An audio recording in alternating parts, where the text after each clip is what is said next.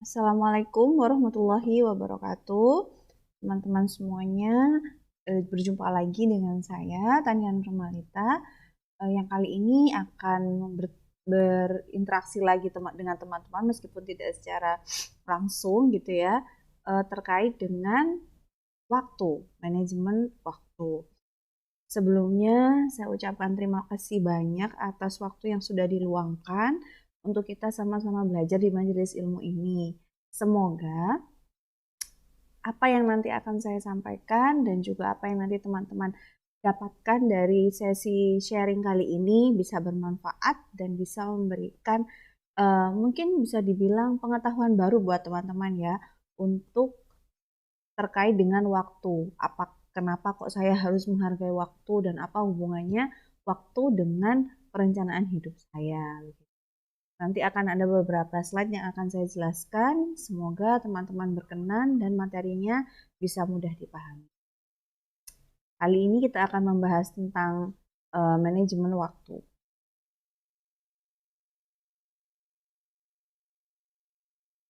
Menurut Kamus Besar Bahasa Indonesia, waktu itu adalah seluruh rangkaian saat ketika proses perbuatan atau keadaan berada atau berlangsung.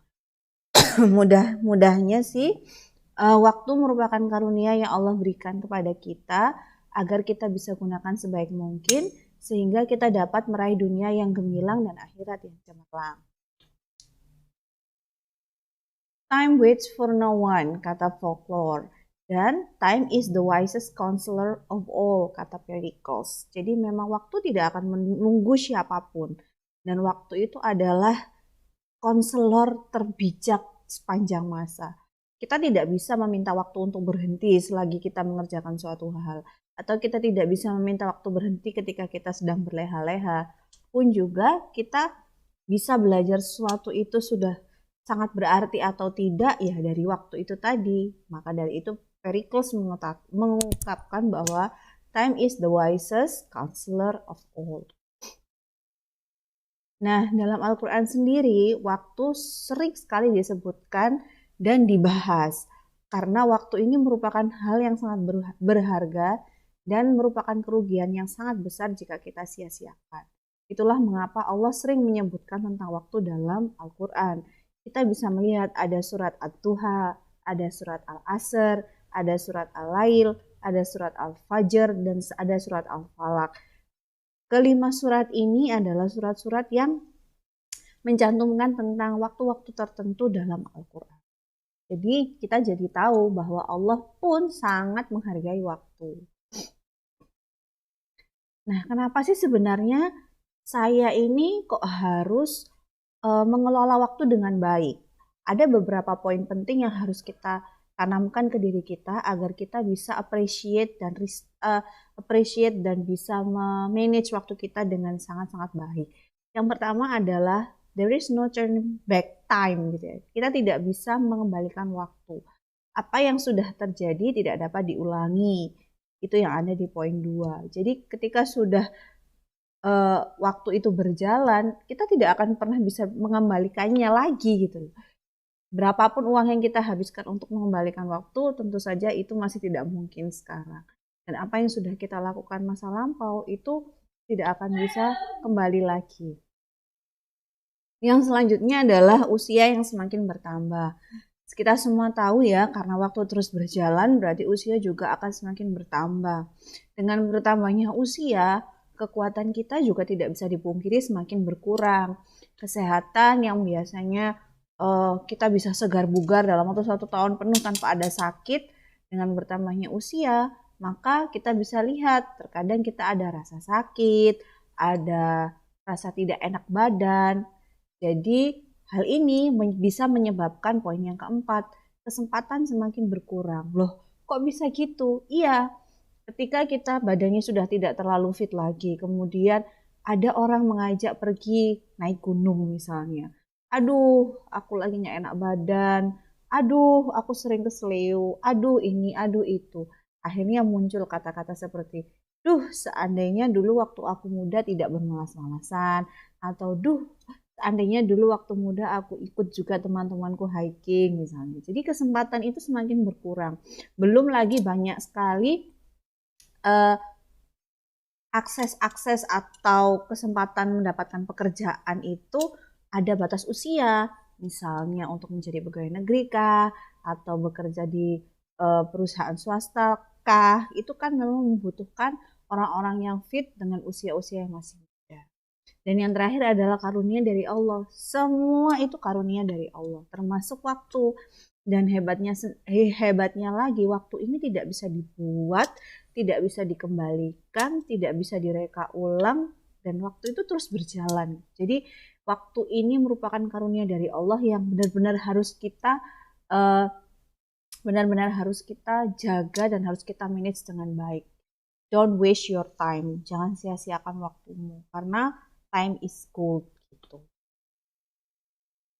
Selanjutnya, nah di negara-negara maju, mereka yang notabene mostly bukan pemeluk agama Islam, mereka juga sangat menghargai waktu. Seperti di Jerman, ketika orang-orang di Jerman sudah ada janji untuk acara, terus mereka datang terlambat, maka mereka akan dianggap tidak sopan. Sedangkan kalau di Swiss, kalau kita terlambat akan dianggap tidak menghargai orang lain. Belum lagi kalau di Jepang, ketika kita terlambat berarti kita mengalami kerugian karena terlambat adalah bencana besar. Beberapa waktu lalu saya mendengar Haruka, seorang artis Jepang yang berkiprah di Indonesia, mengatakan bahwa kalau di Jepang itu misalnya ada artis yang diundang dalam suatu acara, dia terlambat 5 menit saja, bisa dipastikan dia tidak akan pernah lagi diundang di stasiun TV itu untuk acara apapun. Jadi sebegitu berharganya waktu di negara-negara maju, membuat mereka mempunyai prinsip tidak boleh menyia-nyiakan waktu sedetik pun, karena itu tidak akan pernah bisa kembali dan kesempatan yang sudah terlewati tidak akan bisa kita ambil lagi. Nah, ada 4 masalah yang akan saya bahas di sini terkait dengan manajemen waktu. Ada over planning, ada miss planning, ada postponing, dan ada melewatkan istirahat. Jadi untuk teman-teman yang merasa ini nanti penting, karena teman-teman sedang belajar untuk mengatur waktu atau memanage waktu teman-teman selama sehari penuh atau seminggu atau sebulan ke depan, ada baiknya teman-teman bisa mencatat apa yang akan saya sampaikan. Atau bisa juga nanti materi dibagikan oleh tim panitia. Kita masuk ke yang pertama dulu, yaitu over planning. Apa sih yang dimaksud dengan over planning?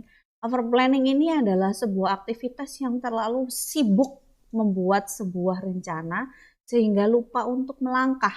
Karena apa? Di rencana itu terlalu detail dan penuh dengan resiko-resiko yang membuat kita jadi satu planning kita detailkan, kita pikir resikonya memang bagus, tapi jika terlalu berkutat di situ kita akan takut melangkah.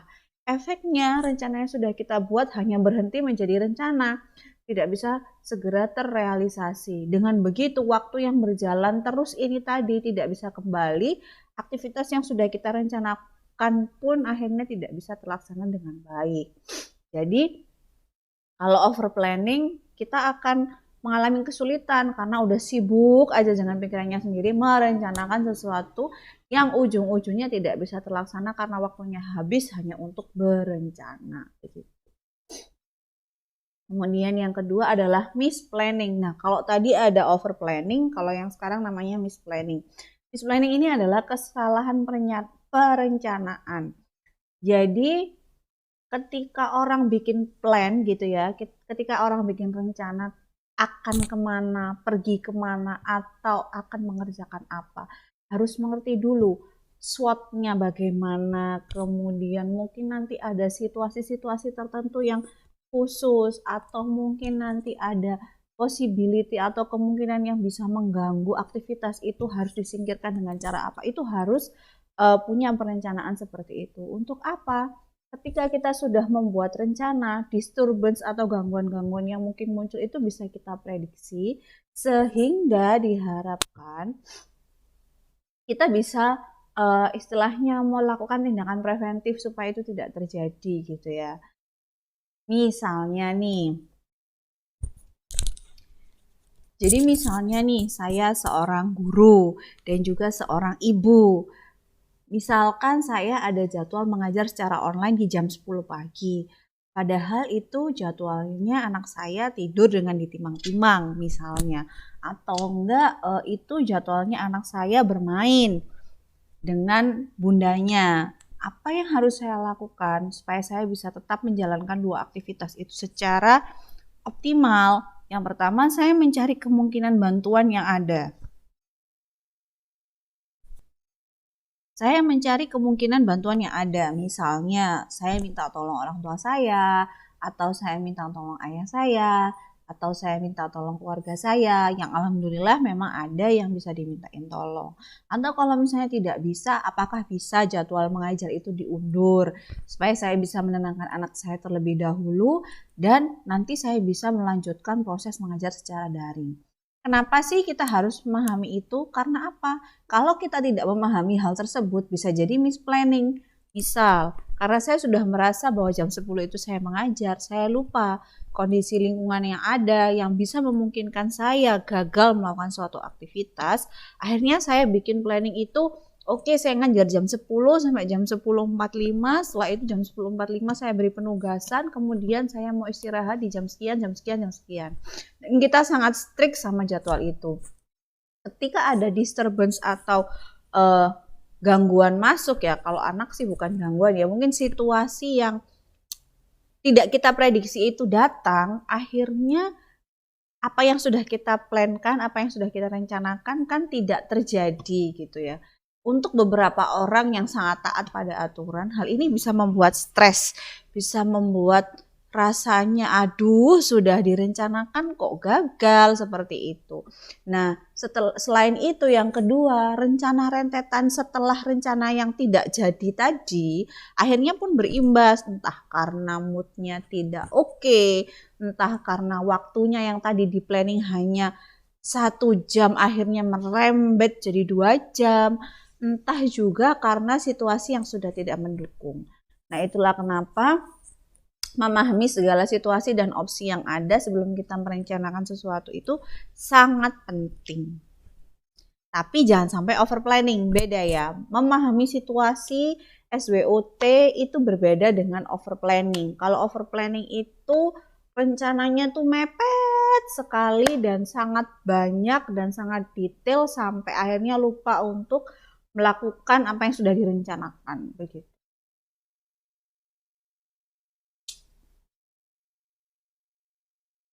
Selanjutnya adalah postponing. Postponing itu adalah menunda. Menunda itu memang nikmat ya, tapi efeknya adalah penyesalan. Tidak ada istilahnya penyesalan itu datang di awal, pasti di akhir dan itu pasti sudah terlambat. Postponing ini bahaya sekali karena apa? Enak gitu ya. Apalagi kalau misalnya postponing itu bisa dimaklumi. Misalnya, udah nunda aja ngerjain tugasnya. Paling juga nanti cuman disuruh sama bu guru ngumpulkan ya jam 10 malam lah, mepet-mepet, nggak apa-apa lah, pasti tetap dikasih nilai gitu ya. Pemikiran-pemikiran itu yang akhirnya terjadi, misalnya pemikirannya yang dipikirkan oleh orang-orang yang menunda-nunda tadi terus terjadi, maka yang akhirnya terjadi kemudian adalah orang-orang yang suka sekali menunda-nunda pekerjaan itu semakin nyaman, semakin suka, semakin menjadikan proses menunda itu habit. Ingat, menunda itu sama dengan menyia-nyiakan waktu dan akhirnya kita tidak pernah tahu ke depan itu ada apa. Saya sudah beberapa kali mengalami hal ini ketika saya kuliah di magister. Saya posisi sudah punya anak, bapak saya juga punya diabetes yang lumayan parah, sehingga tiba-tiba drop. Saya pasti sudah tidak akan bisa menitipkan anak saya ke bapak saya waktu itu. Akhirnya setelah beberapa kali saya ada tugas, saya tunda, masih lama lah deadline-nya. Ternyata pas udah dekat deadline mau saya kerjakan di kampus, bapak saya sakit. Akhirnya anak saya nggak ada yang jaga. Akhirnya apa yang harus saya lakukan? Saya harus begadang tengah malam. Pun pernah ada di saat-saat dimana saya menunda-nunda pekerjaan, tiba-tiba anak saya sakit. Pasti kalau sudah sakit mencari ibunya, akhirnya saya pun tidak bisa mengerjakan pekerjaan saya, tugas-tugas saya. Itu pun akhirnya saya bergadang sampai tengah malam, yang jelas tugasnya saya tidak puas karena saya mengerjakannya terburu-buru. Nah, belajar dari hal itu saya semakin yakin bahwa menunda pekerjaan itu seperti menumpuk masalah gitu loh. Karena kita tidak akan pernah tahu nanti ketika kita akan mengerjakan ada problema apa yang akan kita hadapi gitu. Sementara kita sudah tahu di depan mata nih sebenarnya ada nih tugas atau ada nih potensi problem kalau saya tidak kerjakan akan bermasalah. Kenapa kita tunda? Padahal nanti kita akan bertemu masalah baru mungkin. Akhirnya kan ini belum selesai, ketambahan masalah baru bisa jadi tumpuk. Itulah kenapa dari saat itu saya semakin takut ketika harus menunda-nunda pekerjaan. Nah, yang terakhir, ini kaitannya sama over planning ya. Over planning tadi itu biasanya orang-orang juga melewatkan waktu istirahat. Melewatkan waktu istirahat itu seperti membuat kita bisa kapok gitu ya. Karena apa? Membuat kita tuh jadi jera untuk membuat planning yang bagus. Karena kita akhirnya punya mindset bahwa strict to the schedule itu sengsara gitu ya. Mengikuti schedule, mengikuti jadwal dengan tepat waktu itu sengsara. Karena apa? Karena akhirnya saya tidak ada istirahat gitu. Nah, baiknya ketika teman-teman sedang merencanakan sesuatu atau sedang membuat jadwal atau sedang punya gambaran untuk aktivitas seminggu ke depan, jangan dilewatkan waktu istirahat ini. Sehari saya harus istirahat berapa jam, terus kemudian dalam 1 minggu, 1 hari full itu saya bisa istirahatnya kapan. Kemudian ketika istirahat itu saya mau apa, benar-benar tidak ada aktivitas atau ada aktivitas ringan yang saya bisa lakukan. Nah, itu teman-teman bisa planning agar tidak jera itu tadi gitu. Jadi semangatnya untuk membuat plan, semangatnya untuk membuat jadwal itu masih membara karena merasa bahwa ternyata kalau saya bikin schedule, ternyata kalau saya buat jadwal, istirahat saya jadi lebih teratur ya. Insomnia saya bisa hilang ya, atau saya jadi merasa lebih bugar karena saya jadi punya waktu untuk berolahraga yang biasanya saya lewatkan, begitu. Jadi jangan sampai Anda melewatkan waktu istirahat Anda. Kemudian kalau Anda semua melewatkan waktu istirahat, justru rasanya tuh semakin capek gitu loh. Semakin lelah, jadinya butuh waktu istirahat yang semakin lama. Harusnya misalnya nih, saya luangkan 1 hari itu istirahat 3 jam. Berarti selama saya kerja 5 hari ini, waktu istirahatnya cuma 15 jam. Tapi karena saya tidak istirahat, akhirnya di hari Senin badan saya drop. Saya harus istirahat mulai pagi sampai malam yang kalau dihitung sampai 20 jam. Jadi waktu yang diperlukan Anda untuk recovery karena kurang istirahat itu akan jauh lebih banyak daripada waktu yang Anda habiskan untuk istirahat secara rutin, begitu. Nah, terus dengan 4 masalah tadi ada solusinya nggak ya? Ada jalan keluarnya nggak ya? Insya Allah ada. Untuk itu kita sekarang melakukan proses sharing ini. Jadi nanti kalau teman-teman mungkin ada pertanyaan, mungkin ada yang masih membingungkan, bisa nanti ditanyakan ke teman-teman Fasil ya. Nanti teman-teman Fasil juga bisa mengkontak saya, apa yang bisa saya bantu dan apa yang saya bisa jelaskan. Untuk sementara ini saya jelaskan pada saat proses sharing ini adalah ada 7 poin terkait dengan cara memanage waktu yang baik. Ada yang pertama, memiliki target yang jelas. Jadi teman-teman harus tahu aktivitas ini itu targetnya mau saya selesaikan berapa lama. Misal, terkait dengan tugas akhir.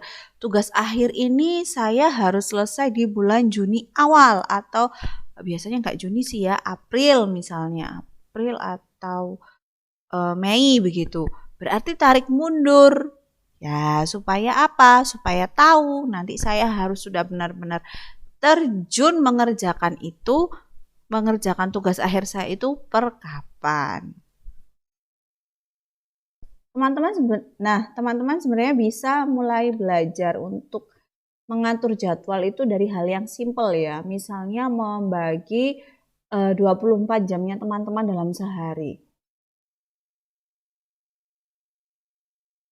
Misalnya, nah seperti ini. Saya itu kenapa kok suka banget jam analog? Karena saya itu bisa melihat, oh 15 menit itu sebanyak ini ya. Berarti saya dalam waktu 15 menit itu saya sudah diharuskan berada di lokasi A dari lokasi B. Maka sekarang saya harus merencanakan dan melihat, cukupkah waktu 15 menit itu? Wah kayaknya nggak cukup deh, berarti saya harus majukan lagi waktu keberangkatan saya. Berapa menit yang saya butuhkan? Jadi kita bagi, yang ada di jam itu kita lihat, kita bagi. Terus misalnya kayak saya deh, Ibu, ketika saya di rumah kan saya menjadi ibu rumah tangga. Saya melihat, wah ini sudah waktunya anak-anak bangun. Terus kemudian setelah anak-anak bangun, apa yang harus saya lakukan? Saya harus memasak. Saya butuh berapa waktu untuk memasak? Berapa menit? Berapa jam? Oh, sebesar ini untuk mempersiapkan, berarti setengah jam. Sebesar ini saya akan mulai mengolahnya, memasaknya. Berarti dalam proses mengolah itu ada tidak ya pekerjaan yang bisa saya lakukan bersamaan dengan mengolah makanan atau masakan? Itu saya pikirkan biasanya. Sehingga ada pekerjaan-pekerjaan yang bisa saya lakukan, 2 pekerjaan saya bisa lakukan sekaligus. Nah, itu sangat menguntungkan. Enaknya perempuan, kita itu pinter di multitasking. Tapi kalau laki-laki, kalau disuruh multitasking agak susah. Nah, enaknya kalau kita bisa multitasking adalah menghemat waktu gitu, teman-teman. Nah, itu tadi sih sebetulnya adalah pengalaman-pengalaman yang sudah saya jalani sendiri ya, tentang bagaimana memanage waktu. Awalnya saya juga merasa aneh gitu ya dengan diri saya sendiri. Kenapa sih saya kok sangat strict gitu ya sama waktu? Ternyata memang setelah saya pelajari dari sisi psikologis, saya tuh sering mengalami kerugian-kerugian yang berdampak besar untuk diri saya ketika saya menyanyiakan waktu. Itu bisa dikatakan sebagai hal positif ataupun hal negatif, tapi nyatanya pikiran saya dan diri saya memilih untuk mengingat pengalaman itu supaya saya jadi orang yang tidak melakukan kesalahan yang sama terhadap waktu gitu. Jadi entah itu tiba-tiba tugas saya dapat B, entah itu tiba-tiba akhirnya karena saya buru-buru mepet jatuh, kemudian atau justru tugas saya rusak gitu ya. Tidak sesuai ekspektasi lah intinya. Nah, itu yang membuat saya mengalami rasa traumatis yang membuat saya juga akhirnya paham bahwa saya udah nggak boleh lagi nyanyiin waktu. Harus berapa kali Allah mengingatkan saya supaya saya sadar bahwa waktu itu sangat berharga. Nah, harapannya dengan saya sharing ke teman-teman seperti ini, mungkin teman-teman pada saat saya sharing seperti ini, beberapa teman juga sudah mengalami hal-hal yang pernah saya alami karena menunda-nunda pekerjaan atau menyanyiakan waktu. Nah, harapan saya ya setelah saya sharing ke teman-teman dengan lebih dan kurangnya tadi, teman-teman tidak perlu merasakan kerugian-kerugian lagi akibat penyanyiakan waktu. Harapannya teman-teman sudah mulai pintar atau mulai bisa melakukan planning terhadap keseharian teman-teman, baik itu dalam urusan pekerjaan ataupun pendidikan ataupun keseharian, supaya lebih optimal dan enak gitu jadinya. Karena memang pengalaman saya sendiri, ketika kita bisa menjalankan sesuatu itu sesuai dengan waktunya, kemudian tidak terburu-buru, hasilnya itu lebih bisa dinikmati daripada saya buru-buru, daripada saya pontang-panting sana sini, tidak terstruktur, tidak terorganisasi dengan baik, akhirnya hasilnya kurang menyenangkan gitu ya. Sudah capek, pusing, hasilnya kurang menyenangkan. Tapi kalau kita sudah pelan-pelan merencanakan, melakukan, kemudian evaluasi, kita sudah buat realistis, kita sudah ikuti 1, 2 kali, 3 kali, 4 kali mungkin khilaf, tidak melakukan sesuai dengan jadwal, it's okay selama kita melakukan evaluasi dan membuat yang lebih baik, biasanya memang hasil pekerjaannya lebih bisa menyenangkan hati. Jadi harapan saya semoga apa yang sudah saya share tadi ke teman-teman bisa memberikan manfaat. Saya juga mohon maaf sebesar-besarnya apabila banyak kekurangan selama saya memberikan sharing terkait memberikan informasi terkait dengan manajemen waktu tadi. Semoga teman-teman tidak kapok dengan materi-materi dari saya dan semoga teman-teman bisa segera mengaplikasikannya serta merasakan kenikmatannya mempunyai waktu yang sangat teratur, yang bisa kita prediksi gitu ya, yang bisa kita evaluasi gitu. Karena kalau kita sudah biasa mengatur waktu, biasanya kita jadi punya level prediktif yang lebih bagus gitu. Itu saja dari saya. Terima kasih atas kesempatannya. Terima kasih kepada teman-teman panitia, fasilitator yang sudah memfasilitasi acara ini. Dan terima kasih juga teman-teman peserta sharing ini yang luar biasa dan menyempatkan waktunya untuk belajar. Semoga ilmu ini bisa memberikan sesuatu yang lebih baik dan membuat teman-teman juga jadi lebih bahagia gitu. Itu saja dari saya. Akhirul kalam. Wassalamualaikum warahmatullahi wabarakatuh.